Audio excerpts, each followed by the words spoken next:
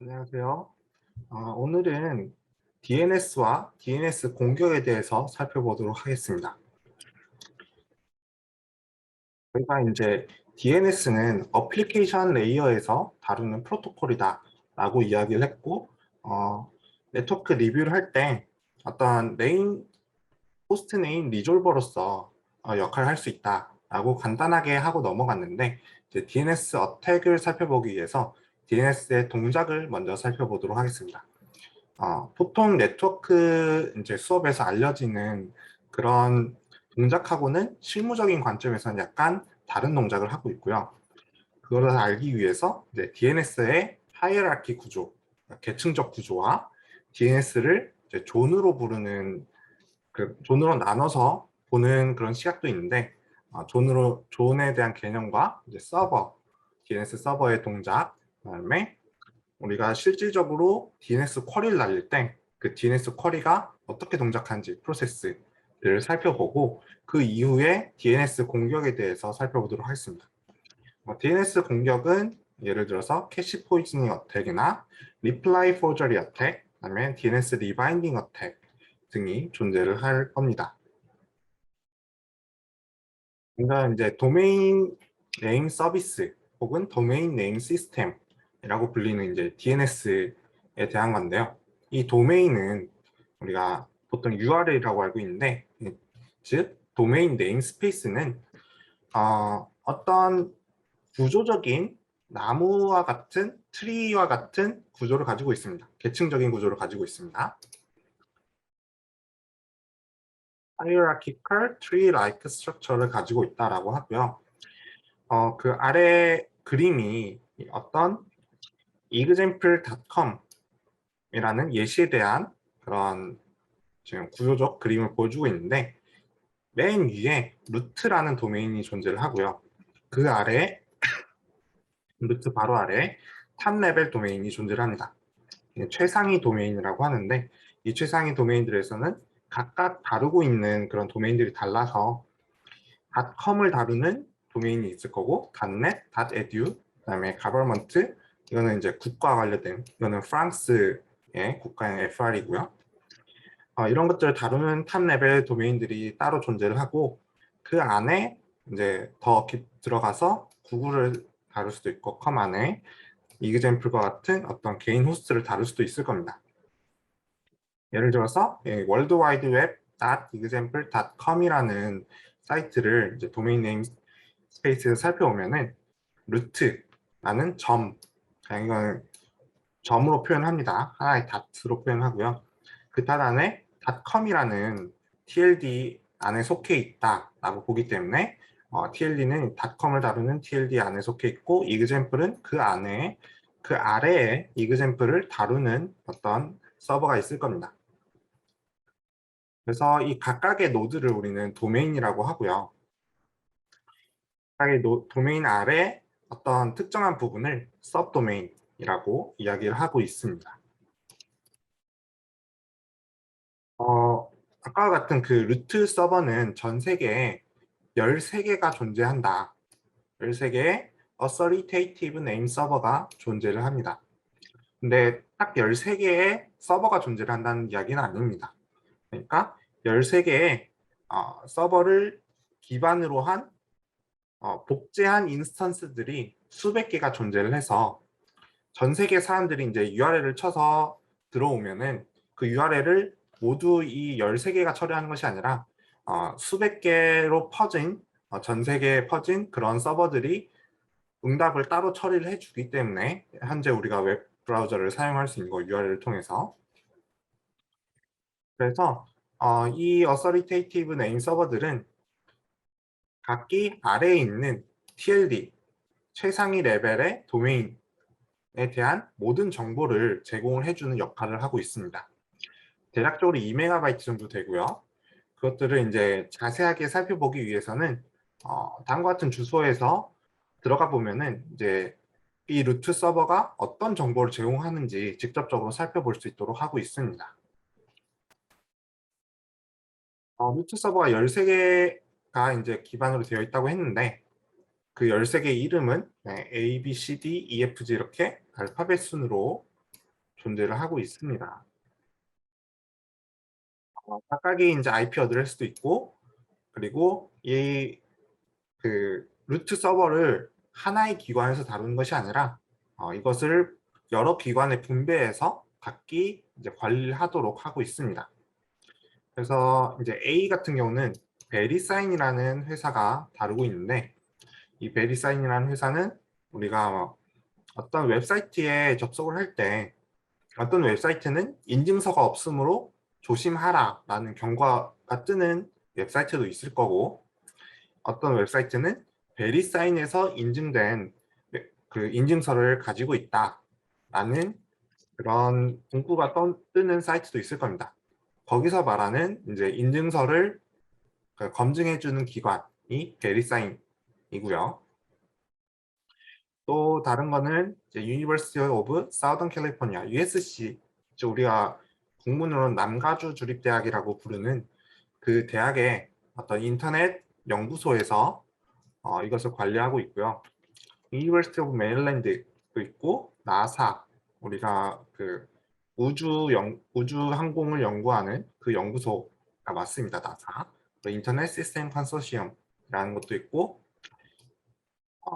DoD, 그러니까 미국 국방부, 이것도 이제 미국 리서치 랩이고요. 국방 리서치 랩이고, 베리사인, 그리고 또 ICANN이라는 인터넷 주소 국제 인터넷 주소 관리 기구가 존재를 합니다. 이런 기관들이 이제 나눠서 관리를 하고 있다는 것을 알고 계시면 되고요. 먼저 이제 최상위 도메인, 탑 레벨 도메인에 대해서 살펴볼 건데, 이 최상위 도메인은 아이아나라는 기관에서 유지를 하고 있습니다. 인터넷 어사이드 넘버 소사이티라는 기관에서 유지를 하고 있는데, 이것이 현재는 아이캔 하나로 이제 내려가면서 아이캔이 다루고 있다라고 생각을 하시면 되겠습니다.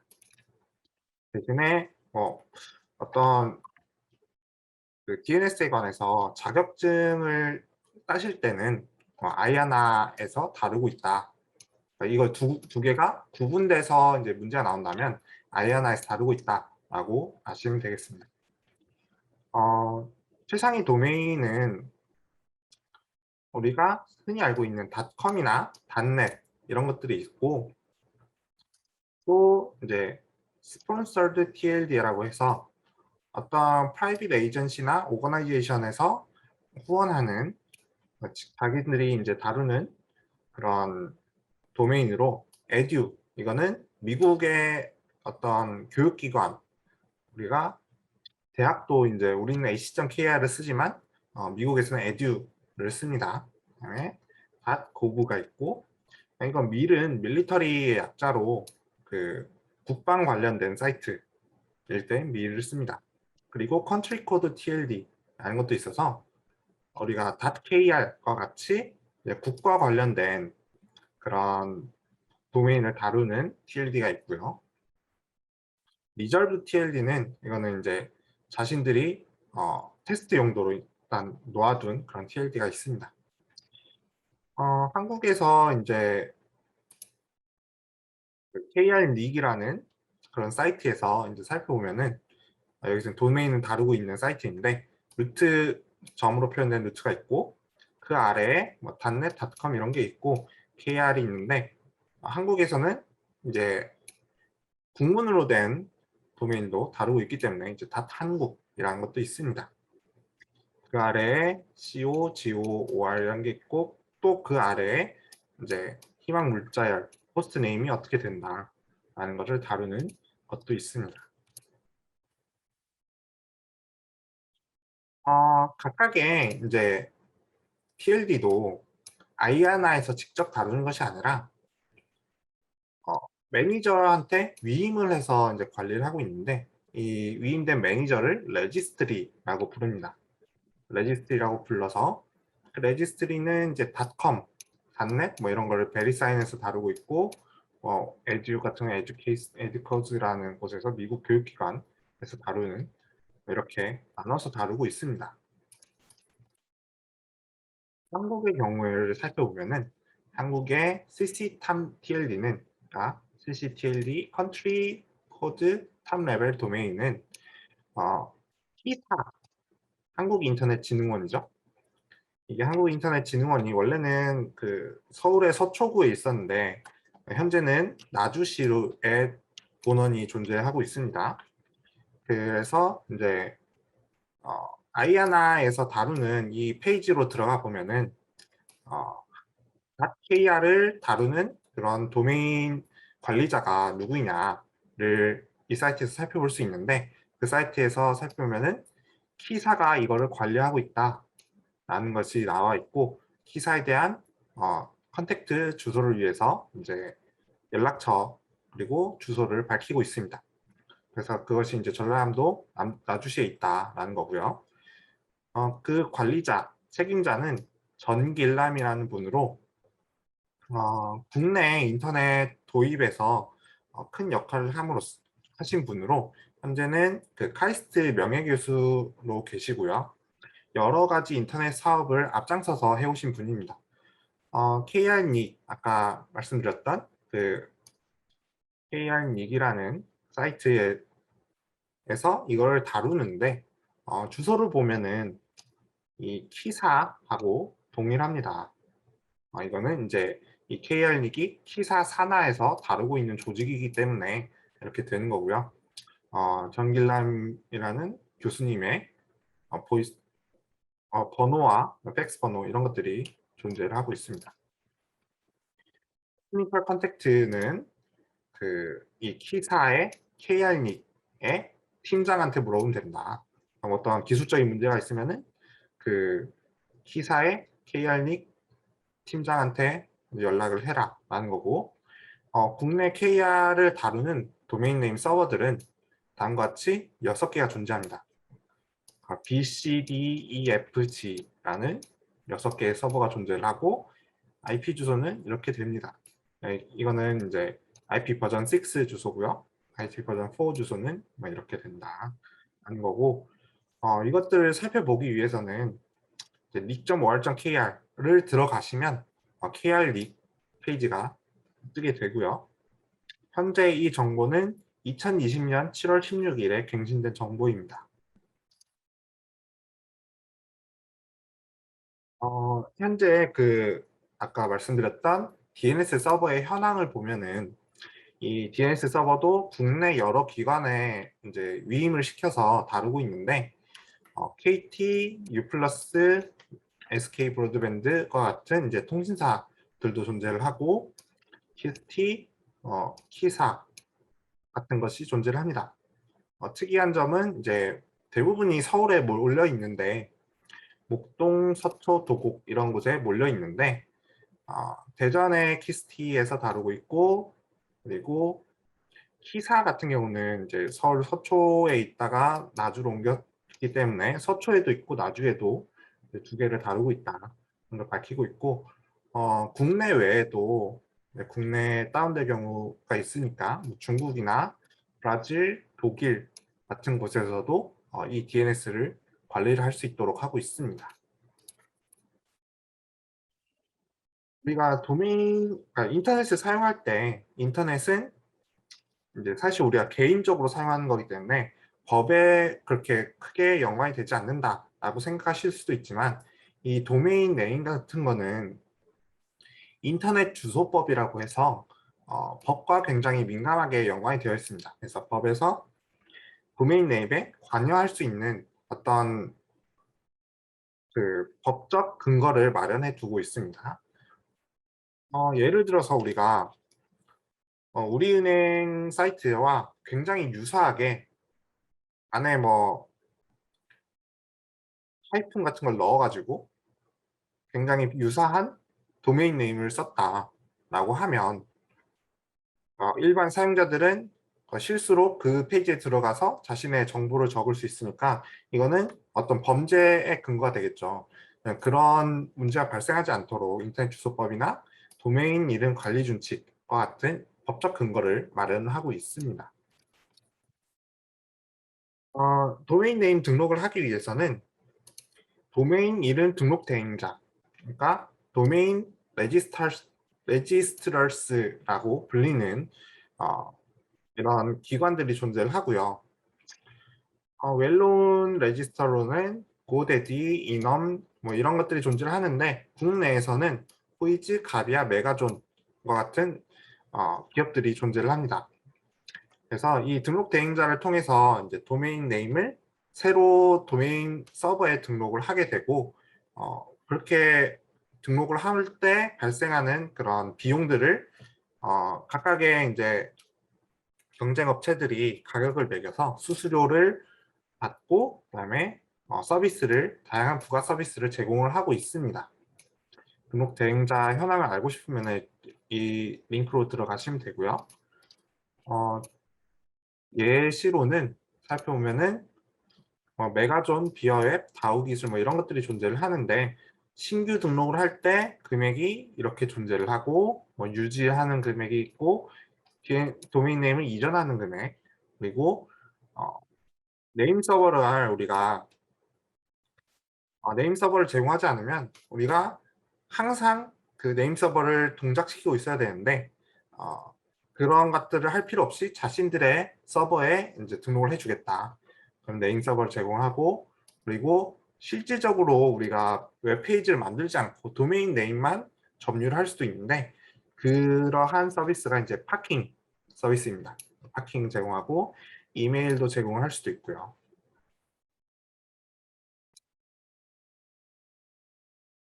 다음은 이제 DNS 존이라는 겁니다. 이제 존이라는 거는 우리가 앞에서 보았던 거는 단순히 도메인 네임스페이스가 어떤 계층적 구조로 동작을 하고 있다, 계층적 구조로 되어 있다라는 것을 보았는데 이거는 완벽하게 이제 도메인 네임 시스템, 즉 DNS가 어떻게 구조되어 있다라는 것을 보여주는 건 아닙니다. 도메인 네임 시스템 체계는 어떤 존이라는 단위로 구성이 되어 있고요. 이 존은 하나의 서버거나 혹은 여러 서버의 집합이 될 수 있습니다. 그래서 이 존 안에는 각각의 존에는 하나의 어서리테이티브 서버가 네임 서버가 존재를 하고 그 서버가 책임을 져서 다루고 있고요. 그 존을 또 하위 섭 도메인에 대해서 이렇게 나눠질 수도 있습니다. 이 경우에는 example.com이 USA, UK, 프랑스 이렇게 국가별로 존재를 하고 있는데 이런 이유는 우리가 글로벌 기업 같은 구글과 같은 기업이 만약에 미국에만 존재를 한다, 도메인 네임 서버를 다루는 그 기업이 미국에만 존재를 한다라고 했을 때 그러면은 한국이나 뭐 일본 같은 데서 구글로 들어가기 위해서 미국을 거쳐야 된다라고 하는 건 굉장히 반응 속도를 낮추는 결과를 일으키겠죠. 그런 것들을 커버를 하기 위해서 각각 어, 분산시켜서 존재를 하게 한다라는 한다는 시각으로 보시면 되겠습니다. 그래서 이거는 이제 하나의 그 도메인 네임 시스템에 대한 예시가 되겠습니다. 그래서 각기 그 다른 나라에 대해서 이제 DNS 존을 다루고 있는 예시를 이야기를 하고 있고요. 이것도 이제 각각의 나라에 대해서 위임을 시켜서 이것을 다루고 있다라고 보시면 되겠습니다. DNS 존과 이제 도메인이 겹치면서도 약간 다른 개념인데 그것을 이제 아래 그림으로써 확인을 해 보려고 합니다. DNS의 존은 그러니까 도메인에 대해서 어떤 DNS 데이터의 일부를 담당을 하고 있습니다. 그래서 살펴보면은 우리가 어떤 주소에 대해서 KR 도메인에 대해서 이 KR 도메인을 다루는 존들이 여러 개가 있습니다. 존이라는 건 아까 서버나 혹은 서버의 집합이라고 이야기를 했죠. 그래서 KR을 다루는 KR 존이 있을 거고 co.kr, or.kr을 다루는 그런 존들이 또 있을 겁니다. 여기서 이제 이 사각형이 각각의 존을 의미하는 겁니다. 여기서 보면은 이 KR 도메인의 일부 DNS 데이터를 이 각각의 존이 처리를 하고 있다라고 이해를 하시면 되고, 그 아래에 보면은 co.kr 아래에 유저 도메인이라는 유저 도메인.co.kr이라는 도메인이 있는데, 이 원으로 표현한 이 원 안에도 이제 각각의 존들이 존재를 하는 것을 이제 볼 수가 있고요. 이때에는 이 유저 도메인이라는 존 안에는 또 이제 월드 와이드 웹이나 FTP와 같은 섭 도메인을 또 하나의 존 안에서도 다룰 수 있습니다.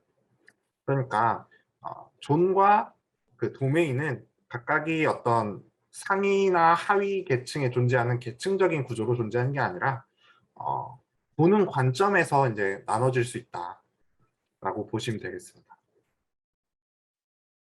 그래서 이 두 번째 문장에서 설명하는 거는 하나의 도메인이 그 같은 존에서 나눠지게 되면은 이 데이터는 이제 하나의 존이 같은 존에 존재할 수 있다. 데이터가 모두 그 하나의 존에 존재를 할 수 있다라는 겁니다.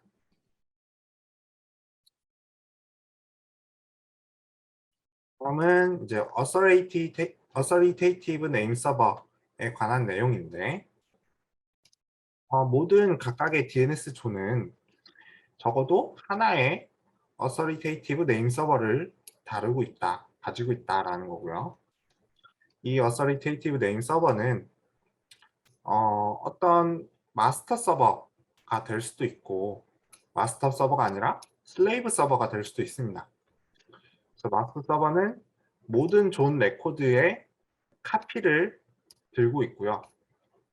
혹은 이제 슬레이브 서버라고 한다면, 슬레이브 서버는 자동으로 업데이트되는 그런 마스터 서버에 갖고 있는 기록과 동일한 것을 업데이트하는 그런 슬레이브 서버라고 보시면 되겠습니다. 다음은 이제 실질적으로 우리가 DNS 쿼리를 할 때 어떻게 동작하는지 살펴보실 텐데, 보통의 이제 DNS가 보통의 네트워크 체계에서 이야기하는 그런 DNS 쿼리 프로세스는 어떤 하나의 리커시브하게 재기적으로 동작을 하는 그런 것이 되어 있고요. 여기 리커시브 리졸버라고 하는데 이렇게 동작을 한다고 되어 있지만 사실은 이터레이티브 한 것과 이제 결합시켜서 동작을 하고 있습니다. 우리가 웹 브라우저를 사용을 해서 어떤 주소를 치거나 우리가 주소를 호스트 네임을 치는 게 또 다른 걸 생각을 해보면은 URL 말고도 어떤 메일 주소도 우리가 IP를 직접 치진 않고 그 메일 주소도 sw.x.kr 이렇게 주소를 쳐서 어떤 아이디로 메일을 보내라 라고 메일 주소를 치죠. 그런 걸 할 때 우리 컴퓨터에 있는 DNS 리졸버가 동작을 합니다. DNS 리졸버가 동작을 해서 우리가 친 그 도메인에 대해서 도메인 네임에 대해서 로컬 캐시가 있어서 만약에 우리가 이미 알고 있는 주소다 라고 하면 바로 응답을 주면 되지만 이거를 모르고 있다 라고 하면은 ISP 우리가 보통은 이 ISP에 대한 것들을 사용을 합니다. ISP는 인터넷 서비스 프로바이더의 약자이고요. 우리 SK 브로드밴드, U+, KT와 같은 그런 통신사를 생각하시면 되겠습니다. ISP에서 DNS 서버를 제공을 해주고 그 DNS 서버한테 물어보면 이것이 또 동작을 해서 물어볼 겁니다. 그래서 자신한테 정보가 있으면은 바로 응답을 해주고 없다면은 이제 루트 서버한테 물어보는 그러한 형태로 동작을 하게 될 겁니다. 그래서 이거를 로컬 컴퓨터 안에 있으면 서브 리졸버라고 이야기를 하고 서브 리졸버에 만약에 없다라고 하면은 그러니까 리졸버가 처음에 find the IP 어드레스를 찾으려고 하지만 로컬 캐시에서 만약에 이게 실패를 하면은 헬퍼한테 보낼 텐데 헬퍼한테 리퀘스트를 보낼 텐데 그 헬퍼를 로컬 DNS 서버라고 이야기를 합니다. 근데 보통 우리가 로컬이라고 하면은 직접적으로 연결된 어떤 하드웨어, 로컬 호스트라고 할 때 근거리에 있는 무언가를 이야기를 생각을 하실 수도 있을 텐데 이거는 용어적으로 이제 로컬 DNS 서버라고 이야기를 한 거라서 우리가 그 IP 그 세팅을 할 때 DNS 서버를 설정을 하는데 DNS 서버를 뭐 1.1.1.1과 같은 글로벌 클라우드 플레어와 같은 기업을 설정하거나 8.8.8.8이라는 구글 DNS 서버를 설정할 수도 있습니다. 그때도 이거를 로컬 DNS 서버라고 부르게 돼요. 퍼블릭한 서버인데도 불구하고 로컬이라고 부르고 있기 때문에 로컬보다는 그냥 디폴트 DNS 서버다라고 용어를 사용하는 게 더 정확합니다. 그래서 디폴트 DNS 서버가 만약에 이 값을 모른다라고 하면은 계속해서 다음 서버한테 이 결과를 물어보는 재기적으로 동작해서 서치를 하는 과정을 거치게 됩니다. 이것이 이제 기본적으로 그 네트워크에서 가르치는 그런 동작이고요. 그림을 이제 다른 그림으로 살펴보면은 스톱 리졸버가 있고 로컬 컴퓨터고요. 스톱 리졸버가 DNS 서버한테 ISP에 서버한테 물어보는데 그 서버가 자신도 리졸버를 가지고 있어서 캐시한테 한번 확인을 해보고 모르게 되면은 리졸버를 통해서 또 그 다른 서버한테 물어보게 됩니다. 여기서 이때 리커시브라는 거는 이 서버한테 마치 자기가 이 주소를 궁금해하는 것처럼 리졸버를 동작하라 라는 거고 이터레이티브라는 거는 이것을 위임하지 않고 그러니까 리커시브는 이 서버한테 위임을 하는 거고요. 이터레이티브는 위임하지 않고 자신이 하나의 프라이머리 네임 서버한테 물어봤다가 이게 자신이 정보를 가지고 있지 않다. 다른 애한테 물어봐라 라고 하면은 또 다른 서버한테 이제 물어본다. 뭐 이런 과정을 이터레이티브하게 동작한다 라고 이야기를 합니다. 이거는 이제 다음 슬라이드에서 더 자세하게 살펴볼 겁니다. 로컬 DNS 파일에는 우리가 리눅스, 유닉스 운영체제 형태라면은 etcr의 호스트에 지금 자신이 정한 그런 호스트 네임과 IP 주소가 존재할 겁니다. 윈도우즈 같은 경우에는 시스템 30이라는 폴더에 드라이버스의 etc 아래에 호스트가 똑같이 존재를 합니다. 이때 대부분의 이제 개인용 컴퓨터에는 이제 로컬호스트 127.0.0.1이라는 이런 정보만 적혀 있을 거고요.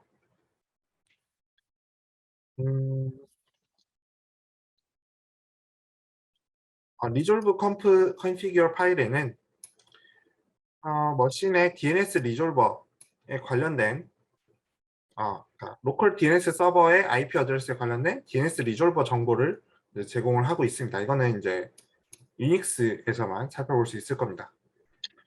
우리가 만약에 DHCP를 사용한다. DHCP는 랜 카드를 랜 케이블에 연결을 했을 때 그 ISP가 자동적으로 IP를 할당을 해줄 때 동작을 하는 그런 프로토콜인데 보통 동적 IP 할당을 하기 위해서 사용되는 프로토콜입니다. 이렇게 되면은 우리가 DNS 서버를 직접적으로 구성할 필요가 없기 때문에 그 DNS에 대한 정보를 DHCP가 주게 될 겁니다. 그거를 이제 관리하는 곳이 되겠고요. DNS 쿼리를 동작하는 거를 이제 살펴볼 건데 이터레이티브 쿼리에 대해서 살펴볼 겁니다. 이터레이티브 쿼리를 하기 위해서 이제 로컬 DNS 서버가 자신이 받은 요청받은 그 주소에 대한 정보가 없다라고 하면은 루트 서버한테 일단 물어볼 겁니다. 루트 서버한테 worldwideweb.example.net에 대해서 알고 있느냐 라는 거를 이제 물어볼 텐데, 루트 서버는 이거를 당연히 모를 겁니다. 대신에 이 단넷이라는 것을 보고 단넷을 다루는 TLD한테 가봐라 라고 응답을 할 거고, 그러면은 이것을 받은 서버는 example 단넷에 대해서 단넷 서버한테 물어볼 겁니다. 근데 단넷 서버도 이걸 모를 수가 있기 때문에 모르면은 example 단넷을 다루는 서버한테 가봐라 라고 할 겁니다. example 단넷 서버를 다루는 이런 호스트한테 넘길 거고 트랜스퍼를 할 거고, 이 주소에 대해서 이제 세 번째로 물어보게 되면은 example 단넷에서 이제 월드 와이드 웹을 자신이 다루고 있다라고 하면 응답을 줄 겁니다. 이런 식으로 동작을 하는 게 이제 이터레이티브하게 동작을 하는 거고, 리커시브하게 동작을 하는 거는 DNS 서버가 물어보면은 루트 서버가 다시 직접적으로 넷 서버한테 물어보고 이렇게 물어보는 것이 이제 리커시브한 쿼리 프로세스가 되겠습니다. 타일을 이제 그림으로 설명을 해보면, 다음 슬라이드부터 설명을 드리겠습니다. 이거는 이제 그 제임스 클루즈의 컴퓨터 네트워크 책에 나오는 그런 그림인데, 그 DNS 리졸버의 동작을 다음처럼 이제 설명을 하고 있습니다. 내가 모르기 때문에 로컬 DNS 서버한테 물어보고요. 로컬 DNS 서버는 루트 DNS 서버한테 물어보고, 루트 DNS 서버는 TLD한테 물어보고, 이 TLD가 그 아래에 있는 어떤 어서리테이티브 서버한테 물어보고, 이 가이아 CS edu에 대해서 UMS edu에 대해서 응답을 해주면 이 응답을 계속 가지고 와서 결국 호스트 쿼리를 날린 애한테 넘겨준다 라고 했는데, 보통은 이렇게 동작하지 않습니다. 왜냐하면 이 녀석들은 굉장히 바쁜 서버들이기 때문에 이거를 내가 위임해서 처리를 할 필요가 없죠. 그렇기 때문에 그 리커시브 하다는 거를 막고 있습니다. 리커시브 하지 않게 동작을 하도록. 그래서 보통은 이 로컬 DNS 서버가 이터레이티브하게 이제 응답을 받았으면은 3, 4가 되겠고, 여기가 이제 이렇게 이게 3이 되겠고 4, 5가 될 겁니다.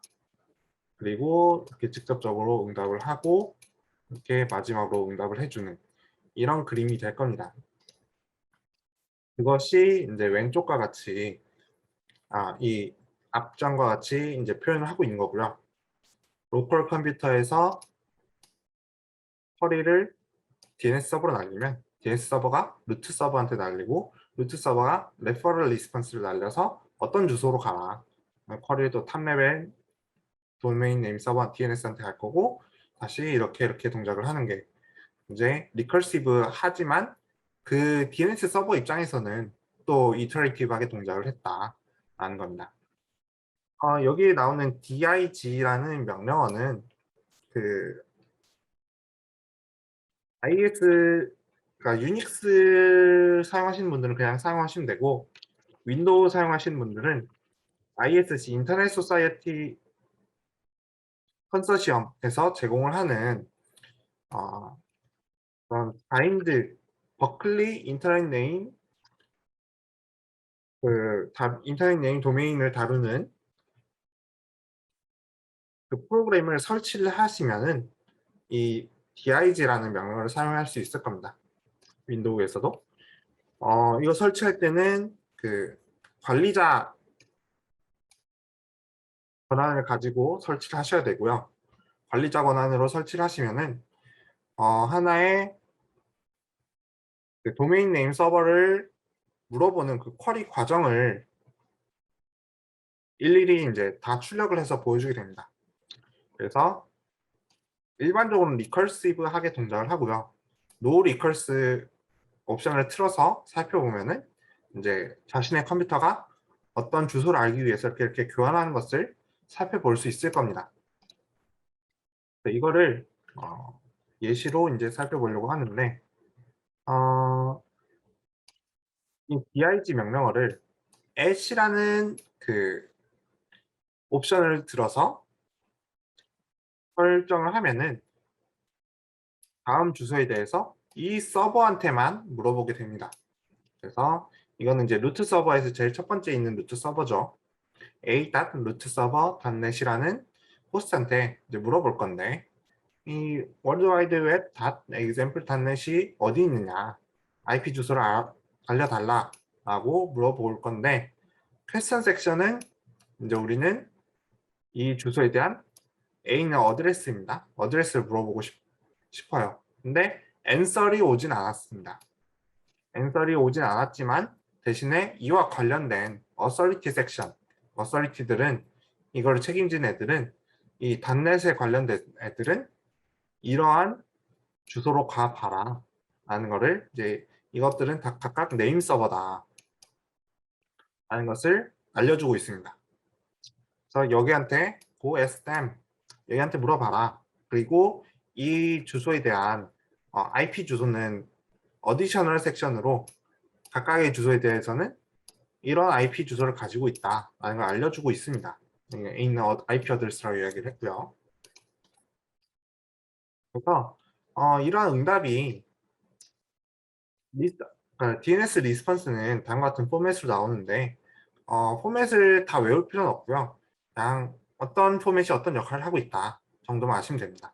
그래서 퀘스천 섹션은 응답에서 내가 지금 호스트가 쿼리한 퀘스천이 이게 맞는지 확인하는 그런 섹션이 되겠고, 이제 answer 섹션은 만약에 퀘스천에 대한 응답이 있으면 내가 답을 알고 있다면 이제 answer를 기록을 해서 이제 보여주는 섹션입니다.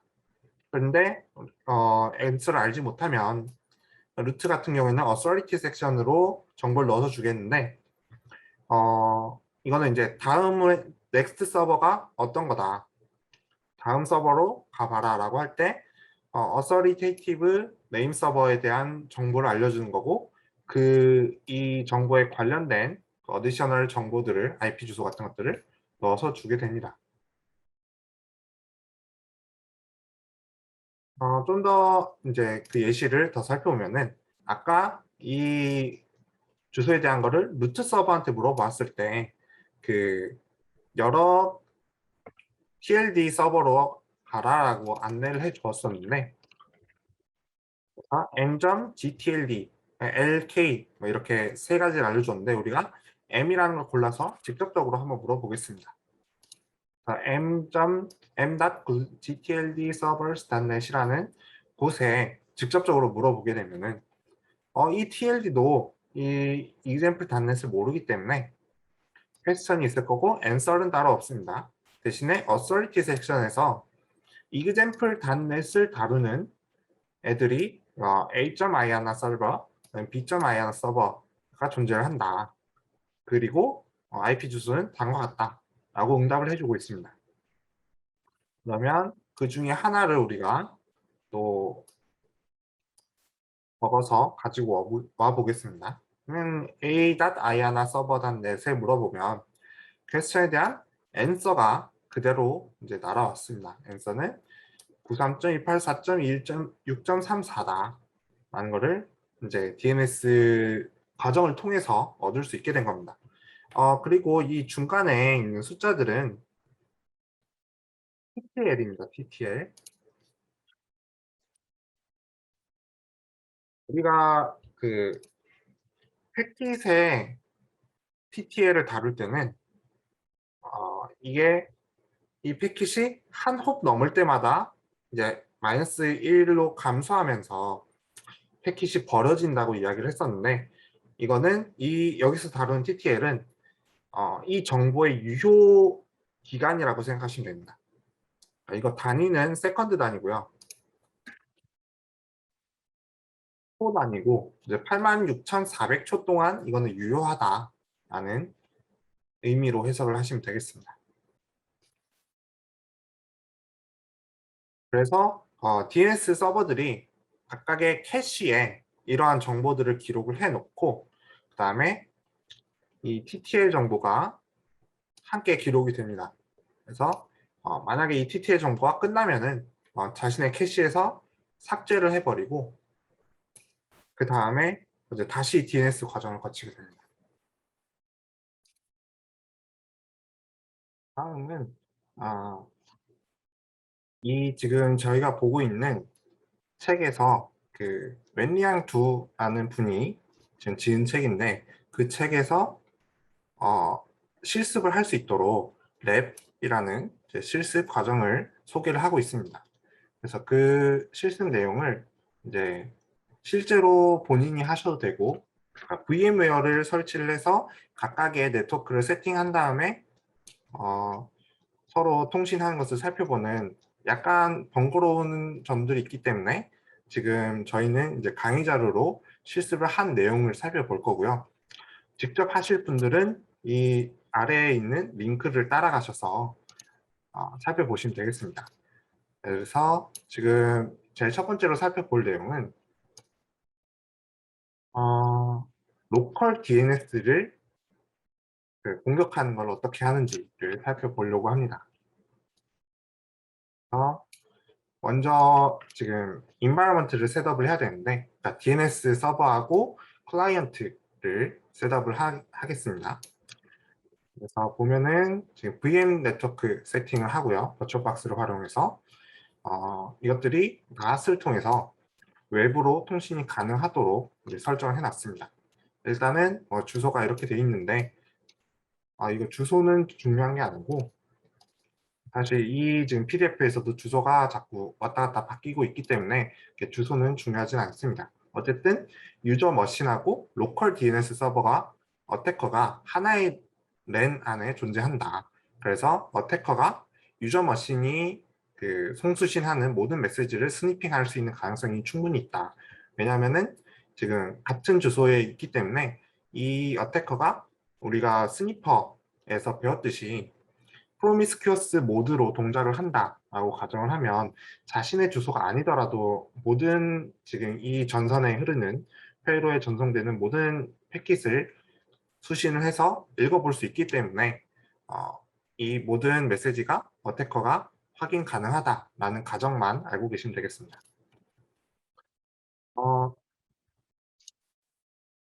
그 유닉스에서 이거를 강제적으로 DNS 서버를 지정하기 위해서는 제가 윈도우도 그렇지만 유닉스에서도 DNS 서버를 지정해 줄 수가 있습니다.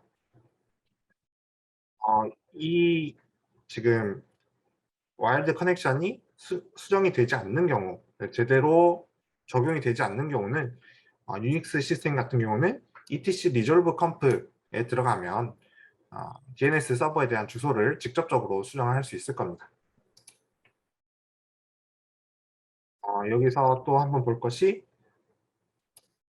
IPv4 세팅이 IPv4의 세팅이 우리가 수동적으로 어드레스를 주면은 이게 지금 DHCP 동적으로 IP 어드레스를 할당한다라는 방법으로 설정이 되어 있는데 수동으로 주면은 여기에 add를 통해서 어드레스 IP 어드레스와 네트워크 마스크, 서브넷 마스크, 그리고 게이트웨이를 설정하도록 되어 있습니다.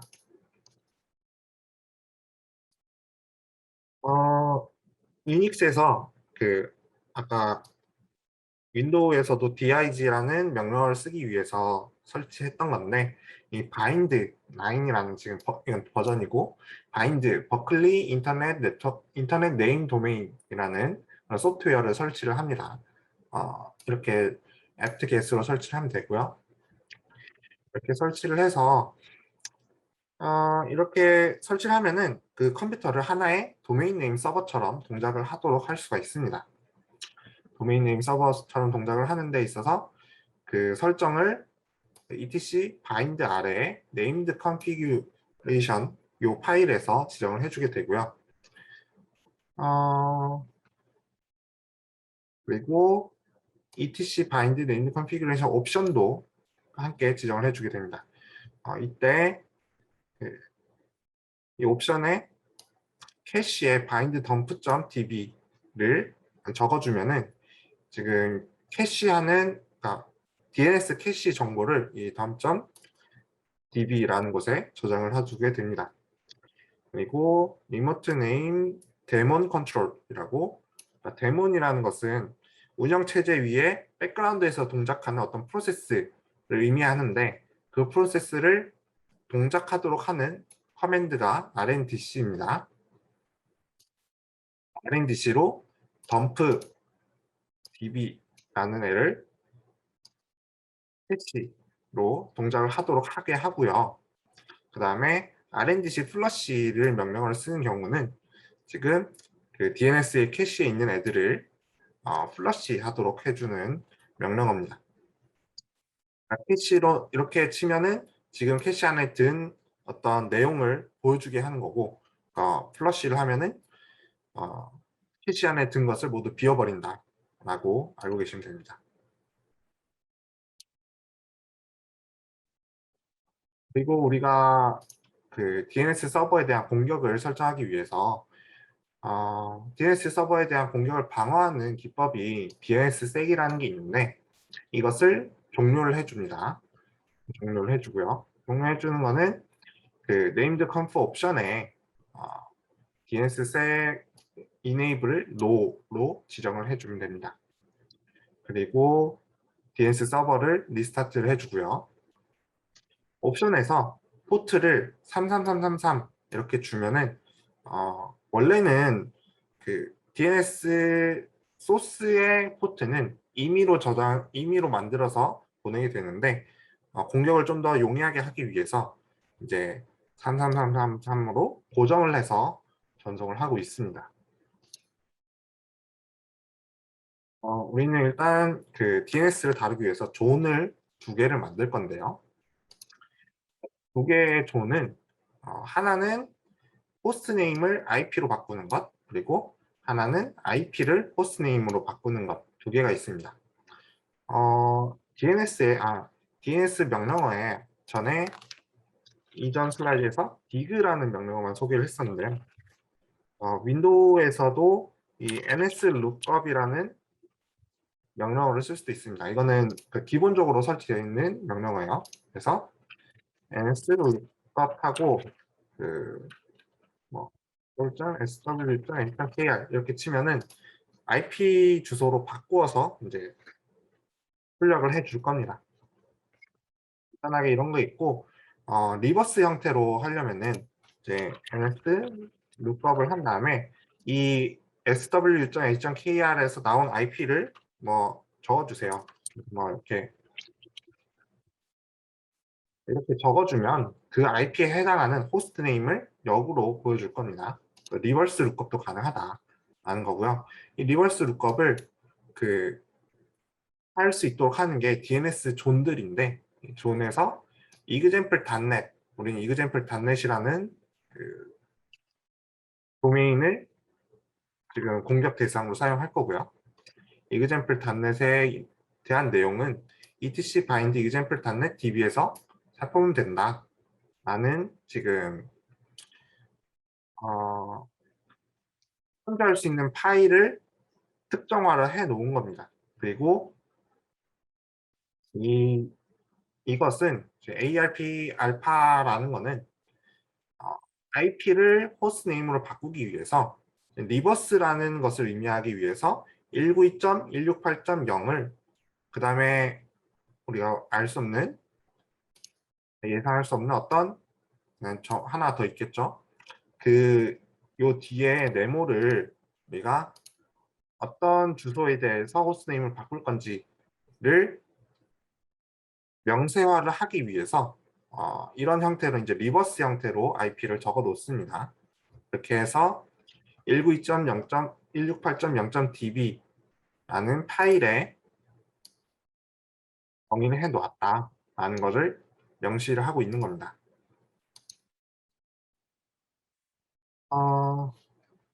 그래서 아까 처음에 말했던 example.net.db 요거죠. 이 파일 내로 들어가서 정의를 할 건데, 이 정의 내에서는 DNS에서 어떤 정보를 응답을 리스폰스를 할 건지를 정의를 하는 겁니다. 그래서 뭐 TTL 관련된 내용이 있을 거고, 네임 서버, 그다음 메일 서버 같은 것들이 있는데, 중요한 거는 그러니까 example.net에 대해서 이 하위 도메인들을 이 존에서 관리를 할 겁니다. 메일과 월드와이드웹 그리고 네임 서버라는 3개의 하위 도메인을 다룰 건데, 그것에 대한 어드레스를 각각 이제 하위 도메인 이렇게 있다면 어드레스를 이렇게 101, 102, 10으로 정의를 할 겁니다. 이렇게 지금 example 단넷에 대한 어떤 쿼리가 들어왔을 때 응답할 수 있는 것들을 만들어 두면 되고요. 만약에 본인이 DNS 서버를 구축을 할 거라면 이러한 내용을 이해를 하고 있어야 할 겁니다. 그리고 역방향인 리버스 방향인 192.168.0.db에 대해서는 이게 월드와이드 웹인지 메일인지 네임 서버인지에 따라서 그 뒤에 붙을 애들이 무엇인지 101인지 102인지 10인지 그 192.168.0.101이면 이 월드와이드 웹으로 응답을 할 거고 102이면 메일로 응답을 하고 10이면 NS다 네임 서버다 라고 응답을 할 것이라고 이제 정의를 해 놓는 겁니다. 그래서 이제 셋업된 거를 확인을 해보면 이그 명령을 통해서 우리가 example 단넷에 대해서 물어봅니다. 그러면은 퀘스천이 이렇게 날아갔고요. 퀘스천이 날아갔으면 앤서이 오겠죠. 이미 example 단넷이 바로 로컬 서버에 저장이 되어 있기 때문에 그 로컬 서버에서 이 월드와이드 웹에 대한 내용이 101이다. 192.168.0.101이라는 게 어드레스 정보로 올 거고 그에 관련된 애들이 이제 example 단넷의 네임 서버는 이거고 네임 서버의 IP는 .10이다 라는 애가 응답으로 올 겁니다. 이러면 이제 도메인 네임 서버가 정상적으로 동작하고 있다 라는 사실을 알 수 있게 됩니다. DNS 공격은 지금 인바이런먼트를 다 세팅을 해놨고 DNS 공격은 다음과 같이 DOS 어택과 DNS 스푸핑 어택으로 나눠질 수가 있습니다. DOS 어택 같은 경우는 요청을 해놓고 응답을 하지 않아서 이제 denial 서비스를 거부하는 공격이죠.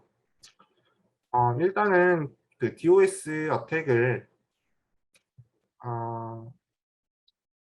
그 어서레이티브 네임 서버가 응답을 하지 못하도록 이제 하는 게 DOS 어택이 될 수 있고 DNS 스푸핑 어택 같은 경우는 페이크 IP 어드레스를 주입을 하는 겁니다. 우리가 우리은행으로 들어가려면 우리은행에 대한 URL을 적어놓고 그 URL을 네임 서버한테 물어보죠. 네임 서버가 그 우리은행에 대한 IP 어드레스 응답을 해줄 겁니다. 근데 이 DNS 서버가 공격자에 의해서 감염이 됐던지 혹은 중간자에 의해서 그 DNS 응답이 차단되고 조작된 DNS 응답이 왔던지에 의해서 어떤 정상적인 우리은행 페이지가 아니라 어떤 피싱 페이지의 IP 어드레스를 받았다라고 하면은 사용자 입장에서는 분명히 URL을 오타 없이 제대로 치고 들어갔는데 컴퓨터가 IP 어드레스를 잘못 받아와서 피싱 사이트로 접속이 되는 경우가 발생할 수 있습니다. 그런 것을 유발하는 게 이제 DNS 스푸핑 어택이다라고 보시면 됩니다. 어택 서피스는 어택을 할 수 있는 그런 종류들은 로컬 머신을 직접적으로 공격을 할 수 있고 혹은 그 랜 안에 어떤 공격자가 있어서 이제 공격을 할 수도 있고요. 리모트하게 외부에서 공격을 할 수도 있고 혹은 DNS 서버 자체를 감염시킬 수도 있습니다. 다양한 방법이 지금 이 DNS 스푸핑을 하는데 사용될 수 있습니다. 그래서 이제 공격도 어렵고 보안도 어려운 거죠. 공격은 여러 방법으로 다 시도를 해보고 그 시도에 대해서 방어도 그 모든 방법에 대해서 방어를 해야 되기 때문에 보안이 어렵다라고 이야기를 할 수 있습니다. 가장 쉽게 첫 번째 방법으로 그 어태커가 루트 프리빌리지, 루트 권한을 머신에 대해서 얻었다라고 가정을 해봅시다. 이 경우에는 우리가 그 DNS 리졸버에 대한 주소가 여기에 정의된다고 했죠. resolve.conf에 대해서 정의된다고 했는데 이 주소를 직접적으로 수정을 해버리면 멜리셔스한 DNS 서버의 주소로 바꿔서 적어버리면 로컬 DNS 서버가 그런 공격자의 DNS 서버가 되어서 IP 어드레스를 임의로 주입을 할 수 있게 됩니다. 혹은 그 etc 호스트에 임의의 그 어드레스를 우리가 지정해 놓은 IP 어드레스로 바꿔서 저장을 해 놨다 하는 경우에는 리졸버까지 가지 않고 그냥 이 캐시에서 읽고 IP 어드레스로 하기 때문에 그러면은 굉장히 쉽게 DNS 스푸핑이 되는 겁니다. 이 경우는 백도어를 통해서 슈퍼유저 권한을 얻어서 이렇게 가능하다라는 거고요. 이제 우리는 좀 더 어려운 방법을 살펴볼 겁니다. 처음에는 이제 로컬 DNS 캐시 포이즈닝 어택을 살펴볼 건데요. 캐시를 공격하는 겁니다. 이 캐시 공격은 어태커가 지금 이 사이에 있는 겁니다. 랜이 있고 이것도 만약에 이 어태커도 이게 랜이라고 하면은 전체의 정보를 이 어태커들이 전부 다 엿들을 수 있는 건데 엿들은 후에 정상적인 DNS 리플라이가 오기 전에 자신이 이거를 그 페이크 리플라이를 생성시켜서 DNS에 주입을 하든지 혹은 유저 머신에 주입을 하든지 해서 DNS를 속이는 겁니다. 이렇게 속일 수 있는 그 근거는 만약에 아래와 같은 9개의 조건을 만족시킨다 라고 했을 때 그 DNS 리스폰스가 정상적인 것으로 판단을 하고 받아들일 수 있게 됩니다. 첫 번째, 그러니까 각 조건을 살펴보면 첫 번째 조건은 소스 IP 어드레스가 우리가 DNS의 목적지 IP 어드레스를 설정한 것과 매치가 돼야 된다, 동일해야 된다라는 거고요. 반대로 데스티네이션 IP 어드레스가 유저 머신으로 설정된 DNS 리스폰스여야 된다. 그리고 소스 포트는 데스티네이션 포트여야 되고 원래는 그 DNS의 데스티네이션 포트는 53번을 씁니다. 그래서 53번 포트로 응답을 해야 되고 또 반대로 데스티네이션 포트가 처음에 DNS 리퀘스트를 보냈을 때 그 포트 넘버가 돼야 된다라는 거고 이 DNS는 아래 트랜스포트 레이어에서는 UDP로 동작을 하기 때문에 UDP 책섬이 알맞게 계산되어야 된다. 그리고 그 앞에서 우리가 DNS 패킷의 포맷을 살짝 넘어가면서 봤는데 그때 가장 첫 번째 나온 게 트랜잭션 아이디입니다. 그 트랜잭션 아이디가 우리가 보냈던 리퀘스트에 있던 트랜잭션 아이디하고 동일해야 된다라는 거고요. 그리고 우리가 퀘스천 섹션도 그 DNS 리스폰스에 있다 그랬는데 그래서 퀘스천 섹션에 있는 도메인 네임도 우리가 처음 보냈던 그 리퀘스트의 퀘스천 섹션의 도메인 네임과 동일해야 된다라는 가정 그리고 answer가 포함되어야 된다. answer는 근데 그 퀘스천에 있는 도메인 네임에 대한 answer여야 한다라는 거고 마지막은 어, 아, 그 머신이 올바른 DNS 리스폰스를 받기 이전에 어태커의 DNS 리플라이를 받아야 된다라는 거죠. 이렇게 이제 가정만 생각해 보면은 그럴듯합니다. 이거를 이제 스캐피를 활용을 해서 구현을 해보면 이게 파이썬으로 우리가 스니퍼를 구현할 수 있다고 했죠. 그래서 맨 밑에를 살펴보면은 스니퍼가 구현된 것을 볼 수가 있습니다. 근데 스니퍼의 필터링을 내가 공격하고 싶은 대상 10.0.2.69라는 이제 머신을 공격하고 싶어요. 그 머신이 DNS 리퀘스트를 보낼 때를 알아차리고 싶기 때문에 DNS 리퀘스트는 53번 포트 데스티네이션을 통해서 날아갑니다. 그래서 이 53번 포트에 대한 소스 어드레스가 10.0.2.69인 패킷을 필터링을 하고요. 물론 이거는 UDP 해야 됩니다. 그래야 DNS겠죠. DNS 리퀘스트의 조건을 모두 다 성립을 하면서 필터링이 된 경우 우리는 스푸프 DNS라는 애를 콜백 함수로 부르게 됩니다. 스푸프 DNS는 이 위에 있죠. 그래서 얘를 부르면 이 패킷은 우리가 수정하고 싶은, 공격하고 싶은 대상은 이 example.net으로 가는 주소를 바꾸고 싶어요. 그러면은 그래서 if문으로 이 패킷이 DNS이면서 그 쿼리 도메인의 네임이 쿼리 도메인입니다. 도메인 네임이 example.net을 포함하고 있다 라고 했을 때 IP 어드레스를 지금 아까 데스티네이션하고 소스를 이렇게 교환을 해야 되니까 데스티네이션에 소스를 넣고 소스에 데스티네이션을 넣습니다. 그리고 소스 포트에 53번을 넣고 포트는 또 데스티네이션 소스 포트를 데스티네이션 포트에 집어넣습니다. 그러면 IPv 헤더하고 UDP 헤더는 다 완성이 된 거예요. 이제 DNS 패킷 내용을 작성을 하는데 DNS 패킷 내용에 어드레스 일단 이거를 보죠. 이거는 answer 섹션입니다. 그러니까 쿼리에 대한 answer를 다 갖고 있다 나는 answer를 1.2.3.4로 가지고 있고 TTL은 이렇게 된다. 그리고 그 쿼리 네임은 이렇게 된다. 라는 거를 DNS 리소스 레코드로 만들어서 저장을 합니다. 그리고 NSSec이라는 거는 NS섹션이라는 거는 그 authority section을 이야기를 하고요. 이 authority section은 example.net에 대한 그 책임은 네임 서버에 있는데 네임 서버의 이름은 이렇게 된다.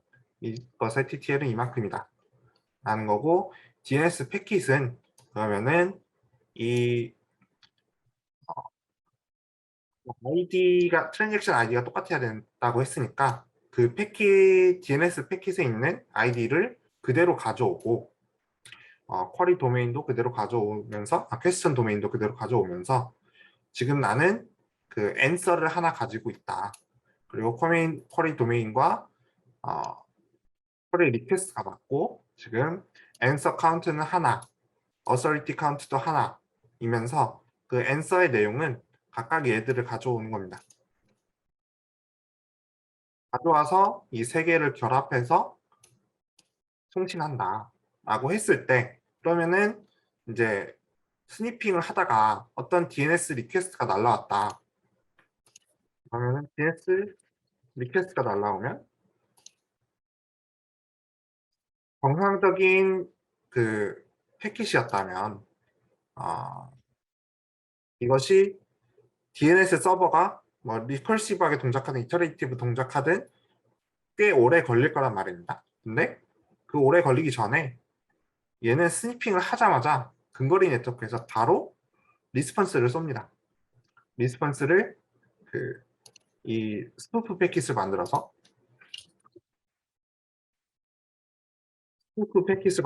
쏘게 되면 그러면은 이 지금 리퀘스트를 보냈던 애는 바로 지금 DNS 로컬 리스폰스 아까 로컬 서버가 지금 응답을 가지고 있기 때문에 정답을 가지고 있기 때문에 바로 답이 왔구나 라고 생각을 할 수도 있습니다. 그래서 이것을 승인하게 되고 결과적으로는 지금 디그를 통해서 이것을 살펴보겠습니다.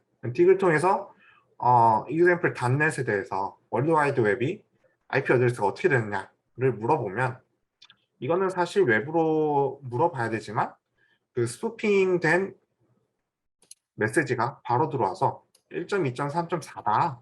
그리고 여기에 대한 응답은 이 NS한테 어서리티가 있다. 라고 응답이 오는 겁니다. 그래서 이 그 캐시를 살펴보면은 캐시로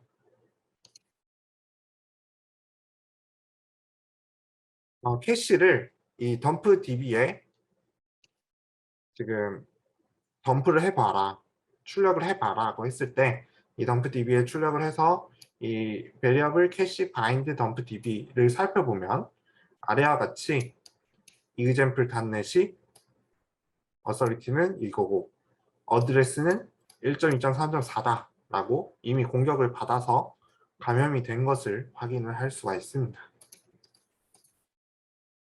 다음은 이제 앞에까지는 이제 쉬운 거였고 내부 네트워크가 아닌 외부 네트워크에 있는 공격자가 어떻게 DNS 캐시 포이즈닝을 할 거냐를 살펴볼 겁니다. 여기에서 일단 도전점은 그 DNS 쿼리가 날아가는 것을 이 어태커가 알 수가 없습니다. 왜냐하면은 리모트 어태커는 세임 네트워크에 있지 않기 때문에 DNS 서버와 세임 네트워크에 있지 않기 때문에 어, 리퀘스트가 날아가는 것을 볼 수 없고 따라서 리플라이가 매우 어려워집니다. 유출을 해야 되는 게 소스 포트 넘버를 유출을 해야 되고요. 트랜잭션 아이디도 유출을 해야 됩니다. 왜냐하면 이것들이 각각 랜덤하게 생성이 되기 때문에 유출을 해야 됩니다. 만약에 캐시로 이미 저장이 되어서 알고자 하는 주소가 캐시로 저장이 되어서 유효기간 동안 이거를 사실은 DNS 쿼리를 날리지 않잖아요. 근데 이 캐시가 없다라고 가정을 했을 때 이 소스 포트하고 트랜잭션 아이디는 각각 16비트이기 때문에 굉장히 많은 지금 시도가 필요할 겁니다. 16비트끼리니까 이제 총 32비트를 맞춰야 되고요. 2의 32승만큼 시도가 필요할 거고 대략적으로 50일 정도가 걸린다고 합니다. 하나를 속이는데. 근데 이거는 하나의 컴퓨터가 할 때 이야기고요. 하나의 컴퓨터가 1초에 1000개의 스푸핑 쿼리를 날릴 수 있을 때 얘기고 이거를 만약에 봇넷을 활용을 해서 1000개의 호스트에서 모두 공격을 한다. 따로따로 공격을 한다. 라고 하면은 1시간 하고 0.2시간 정도 걸린다. 라고 하면은 이거는 그럴듯한 공격이 될 수 있겠다. 라고 생각할 수 있죠. 하지만은 공격이 한번 실패를 하면 그 DNS 서버가 이 캐시를 가지고 있고 타임아웃을 거의 한 원데이나 뭐 몇 시간 이렇게 가지기 때문에 이거 굉장히 챌린지한 공격이라고 할 수 있습니다. 그래서 나온 게 이제 케민스키 어택이라는 건데요. 이 케민스키 어택이라는 거는 이 캐시 이펙트를 고려하지 않고 공격을 어떻게 하면 될까라는 거를 생각을 해본 겁니다. 그래서 사람들이 외부에 있는 공격자가 랜덤한 그 서브도메인을 갖는 대상 네트워크를 임의로 빅팀 서버에다가 처리를 날려봅니다. 그러면은 빅팀 서버는 어쩔 수 없이 이 랜덤한 서버니까 존재하지 않는 어떤 정보인데 임에도 불구하고 어쩔 수 없이 쿼리를 날려야 됩니다. 그래서 쿼리를 날리면은 결국에는 이 example.com이라는 DNS 서버에 응답을 하고 응답을 또 이런 거 없어 라고 응답을 받게 되겠죠. 하지만 캐시 이펙트가 일어나지 않습니다. 왜냐하면 계속해서 랜덤한 문자열로 쿼리를 날리기 때문에 그 쿼리를 날리는 과정에서 이제 포트에 대한 규칙하고 트랜잭션 아이디에 대한 규칙을 살펴볼 수 있게 되는 겁니다. 관한 내용은 이 실습을 직접 하기 위해서는 이 PDF 파일을 읽어보시면 되고요.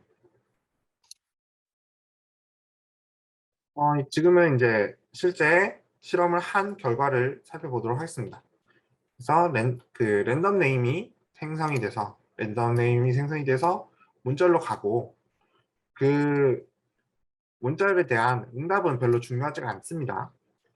응답은 중요하지 않는데 대신에 우리는 authority 섹션에 이것에 대한 그 정보를 물어보기 위해서는 우리의 네임 서버를 사용하도록 이렇게 authority 섹션에 공격하고 싶은 것을 기재를 해서 응답을 해서 주면은 뭐 이게 answer가 들어왔든 안 들어왔든 간에 어쨌든 authority.com에 대한 그런 권한을 내가 가져오겠다.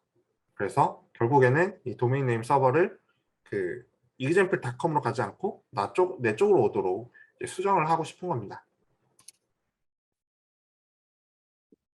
그렇게 하기 위해서는 이제 지금 파이썬 스캐피에서는 그냥 딱딱 생성을 하면 됐는데 그것을 이제 잘 살펴보면은 IP 헤더가 있을 거고 그 IP 헤더에 UDP 헤더가 있고 UDP 헤더 아래에 또 DNS 헤더가 있을 겁니다. 그래서 중요한 거는 이 소스 어드레스, 데스티네이션 어드레스, 소스 포트, 데스티네이션 포트, 트랜잭션 아이디 요 두 개는 지금 우리가 모르는 값이죠. 플래그는 그 응답 앤서를 가지고 있다, 안 가지고 있다 뭐 이런 것을 표기하는 그 플래그입니다. 이런 것들을 우리가 이미 TCP/IP 일러스트레이트를 보면서 공부를 했기 때문에 친숙할 것이라고 생각을 합니다.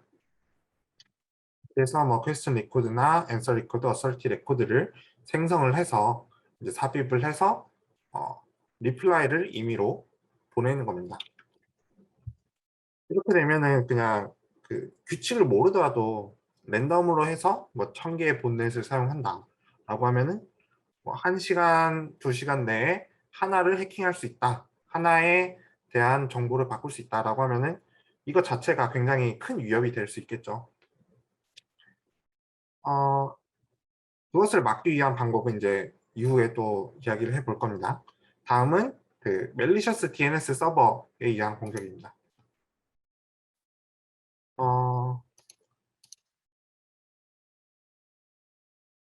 어떤 유저가 그 attacker32.com이라는 웹사이트에 접속을 했다라고 가정을 하면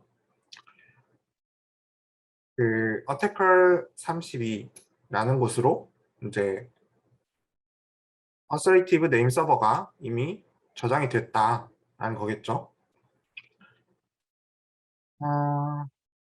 이때 그 DNS 서버가 이 주소는 제대로 두더라도 그 IP 어드레스는 제대로 주지만 아까 전처럼 그 authority와 additional 섹션에다가 정보를 바꾸어서 제공을 할 수도 있습니다. 이것 자체가 이제 전체 네트워크에 큰 위협이 될 수 있다라는 겁니다. 그 예시로 지금 이렇게 나와 있는데 어떤 퀘스천이 있고 앤서가 있는데 그 아래에 우리가 임의로 gmail.com이 이 주소로 가라 그리고 facebook.com이 이 주소로 가라 라고 어디셔널 섹션에 정보를 집어넣었다라고 생각을 해봅시다. 그러면은 이거를 정상적인 DNS 시스템이라면은 이걸 버리게 됩니다, 사실. 왜냐면은 이 존 안에 있지 않기 때문에. 만약에 이거를 accept를 하게 되면 지메일을 바로 이 주소로 가게 되면 우리가 이제 바로 로그인 하면은 정보를 유출하게 되겠죠. 페이스북은 SNS 정보를 유출하게 되고 이러한 것들이 되기 때문에 기본적으로 내가 원하는 존이 아닌 다른 주소 정보의 도메인에 대한 내용은 바로 즉각적으로 버리게 됩니다. 그리고 다음에는 그러면은 authority 섹션에 이거를 수정해서 정보를 넣어보면 어떨까? example.net은 이게 맞는데 대신에 facebook.com도 이거다 라고 해보면 어떨까? 라고 해보면은 DNS 서버가 DNS 시스템이 또 이거를 out of 존이기 때문에 버립니다. 이게 제대로 동작한 게 맞죠? 이런 시도를 계속 해보는 겁니다. 공격자 입장에서는 변경할 수 있는 그 데이터를 수정해서 한번 보내보고 정보를 어떻게든지 이제 OS가 잘못 동작할 수 있기 때문에 그 단점을 찾으려고 이렇게 보내보고 공격 그 방어하는 시스템 개발자 입장에서는 이거를 공격됐다라고 하면은 업데이트를 하고 이런 과정이 계속해서 진행이 되는 겁니다. 다음은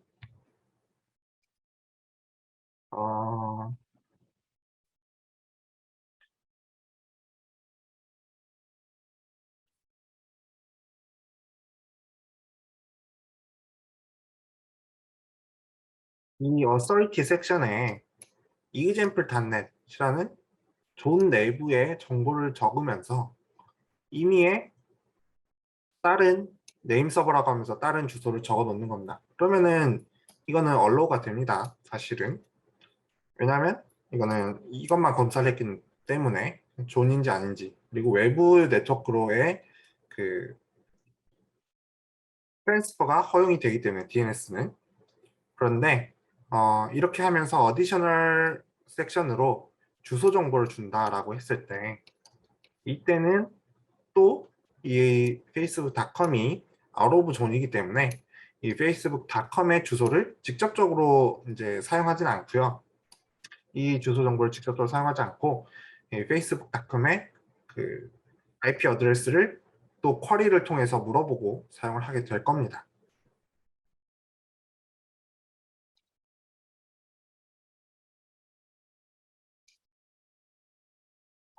다음은 우리가 DNS 룩업을 하는 데 있어서 호스트 네임을 IP 어드레스로 바꾸는 과정이 있고, IP 어드레스를 다시 호스트 네임으로 바꾸는 과정이 있다고 했습니다. 이제 IP를 호스트 네임으로 바꾸는 과정이, 이 과정을 리버스 룩업이라고 하는데요. 이 리버스 룩업에 있어서 어, 리버스 룩업을 이상하게 이름을 바꿔서 한다라고 했을 때는 이것은 허용이 되는 문제가 있습니다. 그래서 ns 룩업에는 그냥 주소 정보를 치면 되고, 이 dig 커맨드를 쓰면은 -x 옵션을 쓰면은 -x 옵션을 쓰고 IP 어드레스를 쓰면 그 IP 어드레스에 따른 이 호스트네임을 answer로 주게 됩니다. answer를 주는 게 163.152.162.144는 163.152.162.144 이렇게 거꾸로 하고 있죠. 그때 만약에 이거를 제대로 된 정보를 주지 않고 페이스북닷컴이다 라고 줄 수도 있습니다. 이게 왜 문제가 되냐면 다음에 이제 나올 건데, 액세스 컨트롤이라고 이제 접근 제어를 하는 방법에 있어서 우리가 뭐 신입 탐지와 같은 것에서 좀 더 강력하게 일정한 도메인을 가진 네트워크에서만 접근하는 걸 허용하겠다. 나는 내 컴퓨터는 서울여대에서만 접근하는 네트워크만을 허용하겠다라고 지정을 해줄 수도 있는데, 만약에 그 허용하는 방법을 리버스 DNS 룩업으로 활용을 했다라고 하면은 내가 허용하는 네트워크에 수천 수만 개의 패킷이 들어오겠죠. 그 패킷들의 IP 어드레스를 모두 DNS 리버스를 해서 이거를 서울여대인지 확인하지 않을 거예요. 대신에 제일 첫 번째 IP 어드레스를 가지고 그 첫 번째 도착한 IP 어드레스가 DNS 룩업, 리버스 룩업을 통해서 이게 sw.ac.kr의 네트워크에서 온 패킷이다 라는 거를 이제 확인할 수 있으면은, 그러면 허용한다 라고 이야기를 할 수 있을 텐데, 그 과정에서 만약에 아까 앞에처럼 그 리버스 룩업을 했을 때 페이크를 하는 거는 이제 허용이 되었기 때문에 그 경우는 이제 액세스 컨트롤이 제대로 되지 않는 경우를 볼 수가 있겠습니다. 예시로 어떤 IP 어드레스에 대해서 어, IP 어드레스에 대해서 리버스 룩업을 하는 과정을 살펴보도록 하겠습니다.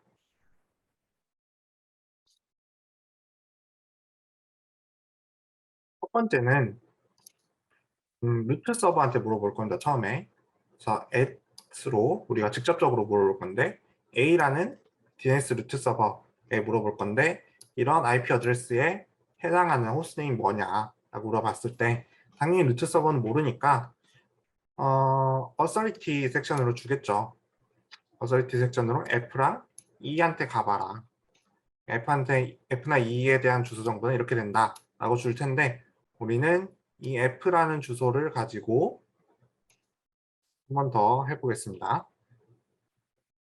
100라는 주소를 가지고 넣어보면은 퀘스천은 날아가는데 18, 그 128.23.127.1.184를 거꾸로 쓴 그 IP 어드레스를 써서 날아가고요.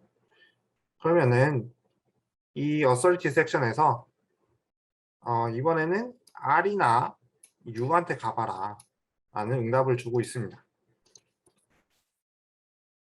그러면은 이제 R한테 또 퀘스천을 물어보면은 이번에는 그 ns2sir.edu, ns1.sir.edu로 가봐라 라고 했을 때 ns2한테 물어보면은 결국에 이제 이런 응답을 얻게 되는 것이 이제 리버스 룩업의 과정이 되겠습니다. 그러면 이제 리뷰 퀘스천인데, 그러면은 이런 리버스 DNS 룩업을 액세스 컨트롤에 활용할 수 있느냐를 한번 확인해 볼 건데, 액세스 컨트롤에 만약에 이거를 사용한다 라고 가정했을 때, 그러면은 어태커가 이 DNS를 수정할 수 있기 때문에 패킷이 어태커로부터 왔으면은 이 어태커의 네임 서버로 가도록 변경이 될 수 있기 때문에 뚫릴 수밖에 없겠죠. 그렇게 되면은 이제 문제가 있기 때문에 제대로 된 개발자라고 하면은 이거를 사용하지는 않을 겁니다. 그 액세스 컨트롤 하는 데 있어서 뭐 IP 어드레스에 대한 직접적인 조건을 줄 수도 있고요. 근데 IP 어드레스 자체도 그 스푸핑을 할 때 소스 IP를 내가 임의로 수정해서 송신할 수 있기 때문에 그것도 정확하게 믿을 수는 없을 겁니다. 그래서 뭐 사람들이 인증서라는 것을 사용을 해서 활용을 하는 거고요.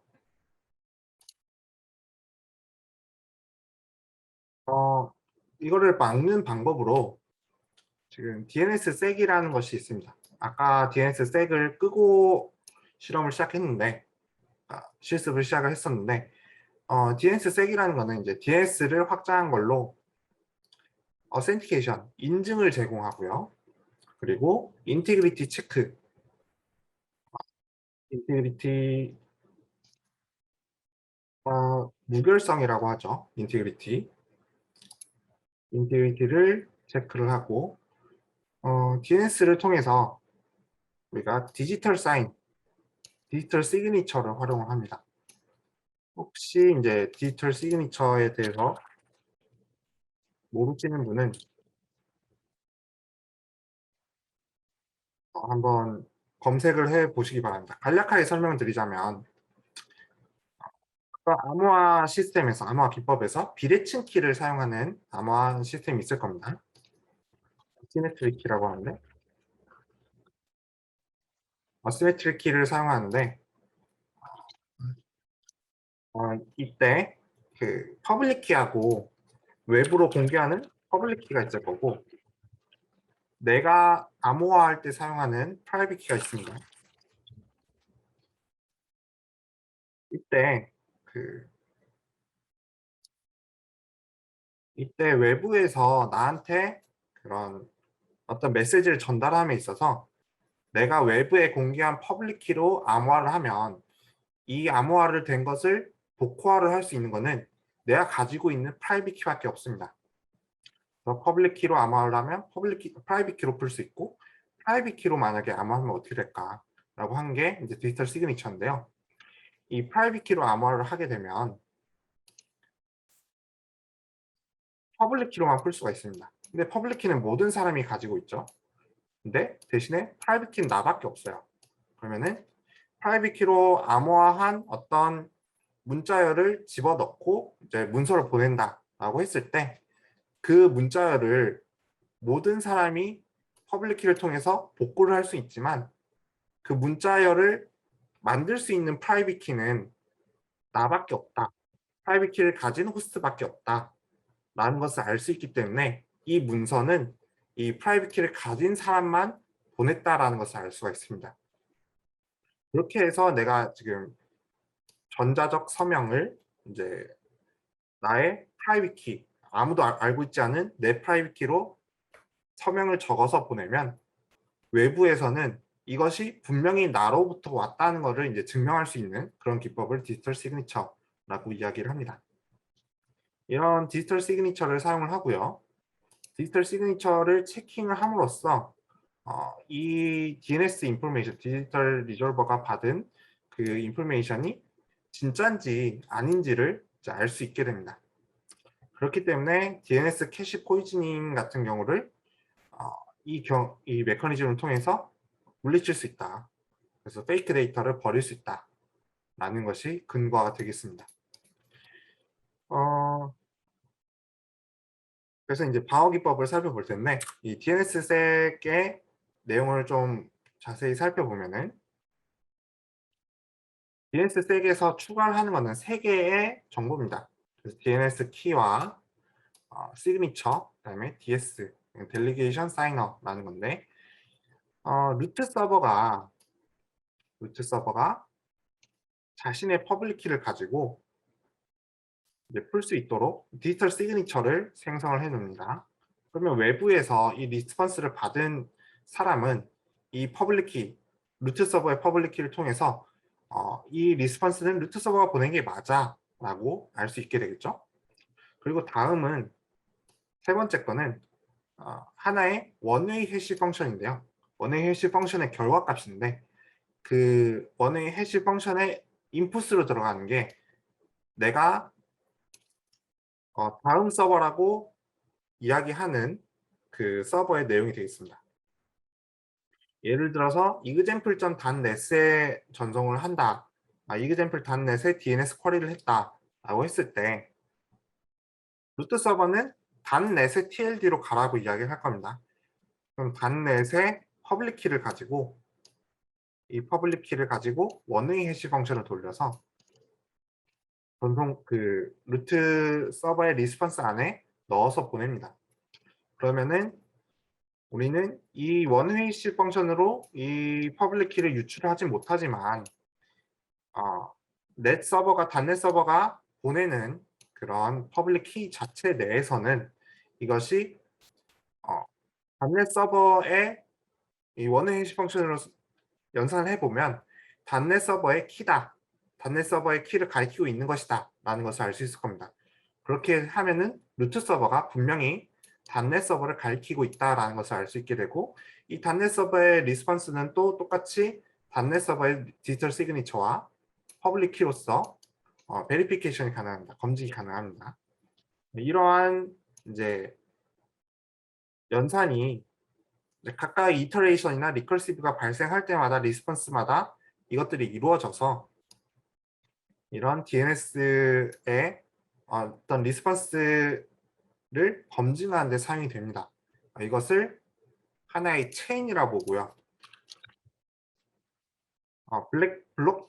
블록체인하고는 좀 다릅니다. 그 코인 만드는 블록체인하고는 좀 다르고요.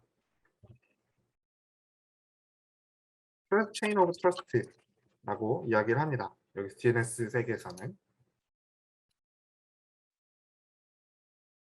또 다른 관점으로는 지금 TLS SSL이라는 TLS Transport Layer Security를 사용할 수도 있습니다. DNSSEC은 그 DNS의 어떤 구조적인 것을 활용을 해서 왜냐하면은 그 트리 형태로 되어 있기 때문에 반드시 루트부터 이렇게 차례차례 TLD 그 다음에 아래쪽으로 DNS 쿼리가 차례차례 날아가고 응답을 차례차례 받는다는 그런 구조적인 관점을 가지고 했다면 이제 TLS라는 거는 PKI라는 인증받은 인증서를 줄 수 있는 어떤 기관이 있어서 그 기관에 이미 검증을 받았다라고 인증서를 우리가 보내는 겁니다. 그래서 IP 어드레스를 그 어떤 도메인 네임에 대해서 받았다라고 했을 때 그러면은 이 클라이언트는 이 IP 어드레스에 대해서 그 example 단넷이 맞는지 프루프를 해달라고 요청을 하게 됩니다. 이 프루프 요청을 받은 이 example 단넷이 TLS를 활용하고 있다면 어떤 증명서를 보내줄 텐데요. Public Key Certificate Signed를 서티피케이트를 주게 될 텐데 이 서티피케이트가 이 주소가 맞다라는 것을 응답을 해 주는 겁니다. 그렇게 하면은 이제 만약에 이 주소가 인증서를 받았다라고 하면은 믿게 되는 거고요. 그러면은 올바른 IP 어드레스로 찾아왔다라고 할 수 있는 거고요. 그렇기 때문에 이제 은행 같은 것들이 인증서를 중요하게 다루고 있는 거고, 만약에 우리가 크롬을 쓰고 있다라고 하면, 크롬이라는 웹브라우저를 쓰고 있다라고 하면 이 사이트는 신뢰할 수 없는 사이트입니다라는 경고 메시지를 보셨을 수 있겠습니다. 그러면은 우리가 어떤 몇 가지 클릭을 통해서 이제 무시하고 들어가기, 무시하고 접속하기 뭐 이렇게 해서 들어가게 되는데, 그때는 이 IP 어드레스가 이 TLS 검증을 하는 그 인증서가 유효기간이 끝났다던가, 혹은 이 인증서가 내가 지금 보고 있는 사이트하고 내용이 다르다라고 하면은 이런 경고 메시지를 띄우게 됩니다.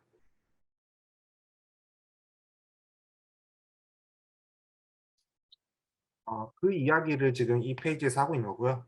DNSSEC하고 TLS SSL 베이스드 방법이 둘 다 퍼블릭 키를 기반으로 한 기술들이지만 그것들이 이제 체인 오브 트러스트가 다르다, 서로 다르다. 왜냐하면은 DNSSEC은 DNS 존의 하이라키를 사용을 해서 네임 서버들이 서로 연계되어 있다는 것을 각각 상위에 있던 그 페어런트 존이 하위 존을 보증하는 걸로 사용을 하고, 이 TLS라는 거는 인증서를 발급하는 기관이 지금 이 Certificate Authority를 발급을 함으로써 그 인증기관을 믿을 수 있기 때문에, 이 인증기관은 뭐 베리사인과 같은 그런 기업들이 되겠죠. 그런 인증기관을 믿을 수 있기 때문에 그것들이 차례대로 체인 오브 트러스트를 형성해서 내가 이 사이트를 신뢰할 수 있다 라고 이야기하는 거기 때문에 같은 퍼블릭키 기반이지만 서로 다른 방법을 활용하고 있다라고 보시면 되겠습니다. 다음은 그 DNS 리바인딩 어택에 대해서 살펴보도록 합시다. DNS 리바인딩 어택은 아래에 있는 SOP, Same Origin Policy라는 것을 이제 우회하기 위해서 사용되는 그런 공격 방법입니다. 보통 웹 브라우저에서 이 지금 SOP라는 것을 활용을 하는데, 이 SOP라는 것은 어떤 AJAX 코드, 그러니까 자바스크립트나 XML 코드를 줄여서 AJAX라고 하는데, 이런 AJAX 코드가 어떤 하나의 사이트에서 동작하는 그 AJAX 코드가 외부의 사이트에 동작하는 AJAX 코드와 데이터를 교환하지 못하도록 이렇게 방어하는, 원천적으로 막는 그런 역할을 하는 폴리시입니다. 그림으로 살펴보면은 어떤 사이트 내부에 동작하는 자바스크립트들이 있고요. 그 자바스크립트끼리는 이제 데이터 교환을 자유롭게 할 수 있습니다. 하지만 이제 외부에 있는 어떤 외부 사이트에 있는 자바스크립트와는 데이터 교환을 하지 못하도록 하는 것이 이제 그러니까 SOP라고 하면 볼 수 있습니다. 그러니까 우리가 하나의 뭐 쇼핑몰을 들어보자면, 쇼핑몰에서 장바구니에 넣고 그것을 이제 결제 사이트로 결제 프로그램을 올리는 그런 경우가 발생할 수 있습니다. 그런데 이 결제 정보를 가지고 임의로 외부의 다른 사이트에서 똑같이 활용이 불가능하다라는 것이 이제 SOP의 활용의 어떤 예시가 되겠습니다. 네, 우리가 DNS 리바인딩 어택이라는 것은 이것을 우회하고 싶은 공격입니다. 그림과 같이 이제 외부의 어태커가 있고요. 이 외부의 어태커는 파이어월 내부에 어떤 타겟 서버를 공격을 하고 싶습니다. 그래서 이 목표는 외부의 서버가 어떤 내부에 있는 그 DNS 서버를 공격을 하고 싶은 겁니다. 그런데 이것이 지금 파이어월로 통해서 이제 직접적인 접근이 막혀 있고, 그러니까 이 어태커는 직접적으로 이제 능동적으로 그 코드를 보내지 못합니다. 대신에 이 어떤 컴퓨터가 있는데, 이 컴퓨터가 우연한 계기로 이 어태커에 접근을 해서 접속을 하고, 보통 이제 웹 브라우저는 웹페이지를 다운받아서 자기 컴퓨터에서 실행을 시키죠. 그래서 웹브라우저가 그 어태커에 의해서 어떤 자바스크립트를 실행을 시킵니다. 사이트를 이제 뭐 눈으로 볼 수 있게 코드를 통해서 보여주고, 보여주는 동시에 이제 이 코드에는 이 서버에 접근을 할 수 있도록 어떤 우회적인 그런 방법이 내재가 되어 있습니다. 그 내재된 방법을 통해서 이 타깃 서버는 그러니까 외부로 나가는 게 아니고 이제 같은 네트워크 안에 있기 때문에 SOP를 우회를 해서 이것에 접근을 하게 됩니다. 그렇게 해서 이제 타겟 서버의 데이터를 건드리는 것이 이제 어태커의 DNS 리바인딩 어택의 목표가 되겠습니다. 이거를 좀 더 살펴보면은 클라이언트가 존재를 하고 이 클라이언트가 어떤 주소로 접근을 하고 싶습니다. 주소로 접근을 했는데 그 주소로 접근했는데 이 주소에 대한 어드레스를 어태커 머신이 멜리셔스 네임 서버가 응답을 해줍니다. 트루 앤서로 어떤 정답을 얘기를 해줬는데 이 코드를 수행하다가 이제 상호작용이 발생하니까 AJAX 코드에서는 다시 이제 어태커 32 이쪽에 접근을 해서 내가 메시지를 보내야 되는데 보내려고 봤더니 내 IP 주소가 없다는 겁니다.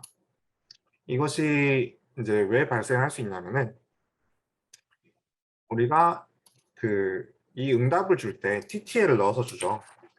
TTL을 넣어서 주는데 이 TTL을 매우 작게 가장 최소로 해서 보냅니다. 그래서 내용을 보면은 이제 first DNS 쿼리에 대해서는 TTL을 가장 작게 해서 보낸다. 2초 정도로. 그래서 보내면 한 2초 정도 지난 다음에 어떤 상호작용을 했더니 이 어태크 32에 우리가 패킷을 보내야 되는데 IP 주소가 이제 expired 돼서 만료돼서 없어서 DNS 서버에 다시 물어보아야 하는 상황이 발생을 합니다. 그때에 DNS한테 물어봤는데 DNS가 거짓 응답, 페이크 앤서를 보내는 겁니다. 페이크 앤서로 보내서 그러면 페이크 앤서가 얘 입장에서는 그 주소가 맞을 것이다 라고 생각을 할 수밖에 없기 때문에 자신의 DNS 캐시에다가 이 주소를 넣게 되죠. 그러면은 이제 공격이 성공을 한 거죠. 타겟 서버의 DNS 캐시를 우리가 임의로 변경을 한 거니까 이런 공격이 성립을 할 수 있는데 이것을 이제 방어를 하기 위해서 몇 가지 방법들이 존재는 하는데 이것들이 확실치는 않습니다. 지금 공격에 대해서는 어떤 세션 도중에 IP가 변경이 되었다라는 겁니다. 이 변경이 되는 것 자체를 우리가 브라우저 차원에서 거절하면 되지 않겠느냐 라는 이제 아이디어가 있을 텐데 사실은 웹 프록시나 VPN 사설 네트워크나 뭐 CDN과 같은 이제 컨텐츠 딜리버리 네트워크 이런 것들 서비스를 제공하기 위해서는 IP 주소가 지금 세션을 유지하고 있는 IP 주소가 빈번하게 바뀌는 경우가 있습니다. 그런데 이제 브라우저 차원에서 그것을 방지해버리면 막아버리면 이러한 서비스를 제공할 수 없겠죠. 그렇기 때문에 현존하는 브라우저 입장에서는 이것들이 이제 제대로 구현된 것은 없습니다. 그리고 이제 서버 입장에서 방어를 하기 위해서는 호스트 헤더를 한번 체크를 해보는 방법이 있을 거고 그러면은 IP 주소는 바뀌게 되니까 IP 주소 외에 우리가 뭐 다른 something else를 통해서 오센티케이션을 할 수 있을까 그런 것도 이제 고민해 봐야 하는 문제겠습니다. 다음은 이제 DNS 서버에 대한 어떤 denial of service attack들을 살펴볼 건데 DNS 서버는 루트 서버에 대한 공격, 그다음에 최상위 도메인 서버에 대한 공격 이렇게 나눌 수가 있을 겁니다. 하지만 이제 루트 서버에 대한 공격은 매우 어려운 게 루트 서버가 다운이 되면 전체 인터넷이 다운이 되는 경우가 발생할 수 있겠죠. 우리가 직접적인 IP를 모르기 때문에 URL로만 알고 있는데 네이버닷컴에 접속을 하고 싶은데 네이버닷컴에 대한 응답이 안 와요. 그러면은 문제가 발생할 수 있을 테지만 이러한 공격은 매우 어렵습니다. 왜냐하면 이제 13개의 루트 네임 서버가 있다고 했는데 사실은 이 13개의 루트 네임 서버는 하나의 어떤 서버 팜으로 구성되어 있습니다. 하나의 서버라는 게 아니고 여러 개의 그 똑같은 정보를 복제하고 있는 인스턴스들로 이제 구성이 되어 있기 때문에 리던던트한 컴퓨터들로 존재를 하고 있기 때문에 하나가 몇 개가 이제 다운된다고 하더라도 여러 개의 컴퓨터가 충분히 이제 커버를 할 수 있기 때문에 공격이 유효하지 못할 가능성이 높고요. 또한 이 루트네임 서버가 제공하는 TLD 정보들이 대부분 로컬 DNS 서버에 저장이 되어 있습니다. 그래서 이 로컬 DNS 서버들이 익스파이어 되기 전까지 대략적으로 48시간이라고 하는데 이 48시간 이전에 다운이 됐다가 다시 복구가 되면은 이제 문제없이 동작을 할 거기 때문에 공격자 입장에서는 이 이틀 넘어 계속해서 이제 다운을 시켜야 되는데 그것이 쉽지 않죠. 네, 그래서 이제 공격이 루트 서버에 대한 공격은 어렵다라는 거고요. 반면에 이제 TLD 서버 같은 경우는 루트 대신에 TLD 서버들은 공격이 받을 위협이 높습니다. 인프라스트럭처가 충분한 어떤 TLD 서버들은 괜찮지만 컨트리 코드 TLD와 같이 뭐 우리나라는 괜찮지만 어떤 개발도상국 같은 나라는 이제 TLD 관리에 인프라스트럭처가 빈약할 수가 있어요. 빈약할 수 있는데 그 경우에 DOS 어택을 맞게 되면은 이 서버들이 다운되는 경우가 종종 발생을 합니다. 그렇기 때문에 이제 어떤 국가에 대한 공격이 일어날 수도 있다라는 거고요. 예시로 몇 가지를 볼 수가 있는데 울트라 DNS라는 공격이 있었습니다. 울트라 DNS는 2004년에 DOS 어택을 통해서 접근하지 못하도록 특정 사이트에 접근하지 못하도록 1시간 동안 발생을 한 건데 이렇게 되면은 이제 IP 주소를 얻을 수 없기 때문에 이런 사이트들에 접속을 하지 못하는 경우가 발생을 했었습니다. 아마존이나 월마트, 익스페디아 같은 회사들의 사이트에 접근할 수 없었다. DNS, DOS 어택 때문에. 그리고 다음은 DNS 팟이라는 건데 이건 2009년에 발생한 사건이고요. 중국에서 발생했습니다. 차이니스 도메인 서비스 발생을 했었고 어떤 DDoS 형태로 발생을 했었는데 이거는 사실은 공격인지 사고인지는 그냥 완벽하게 이제 구분할 수는 없습니다. 바오팽닷컴이라는 그 중국의 유명한 비디오 스트리밍 사이트가 있었고요. 이 사이트에 대해서 이제 DNS, DOS 어택이 발생했었습니다. 그래서 DOS 어택을 통해서 그런데 이제 하루 지나서야 알게 됐습니다. 왜냐하면은 이 DNS 캐시가 이 바오팽닷컴의 IP를 캐싱을 하고 있었기 때문에 타임아웃이 되기 전까지는 몰랐어요. 하지만 이제 타임아웃이 발생하고 나서 바오팽의 미디어 플레이어들이 그 IP 어드레스를 얻을 수 없었다고 합니다. 이게 왜 발생했냐라고 살펴보니까 미디어 플레이어 소프트웨어에 어떤 버그가 있었는데 이 버그가 기다리는 대신에 계속해서 DNS 쿼리를 날렸다고 합니다. 이렇게 되면은 이제 원래는 대기를 가만히 하고 있어야 되는데 DNS 쿼리를 중국의 모든 사용자들이 이제 계속해서 쿼리를 날리게 되니까 이 쿼리들이 네트워크를 이제 점령을 하게 되고요. 그래서 이 차이나 텔레콤이라는 인터넷 제공 업체가 마비가 되고 이거를 사용하는 20개 이상의 도시들이 마비가 되는 사태가 발생을 했었습니다. 이것이 이제 차이나에서 가장 최악의 인터넷 사고로 이제 여겨진다라고 이야기를 하는데 이런 것을 통해서 이제 소프트웨어 개발자 입장에서도 이런 버그가 어떤 보안적인 문제를 발생시킬 수 있다. 이거는 이제 보안 관점에서 CIA가 중요하다고 하는데 그 중에 이제 availability가 중요한 거겠죠. consistency, integrity, 이제 availability가 있는데 availability 가용성이 이제 공격을 받은 경우가 되겠습니다. DYN 네트워크라는 이제 사건은 공격은 2016년에 발생했는데 이것도 한 5년 정도 된 거죠.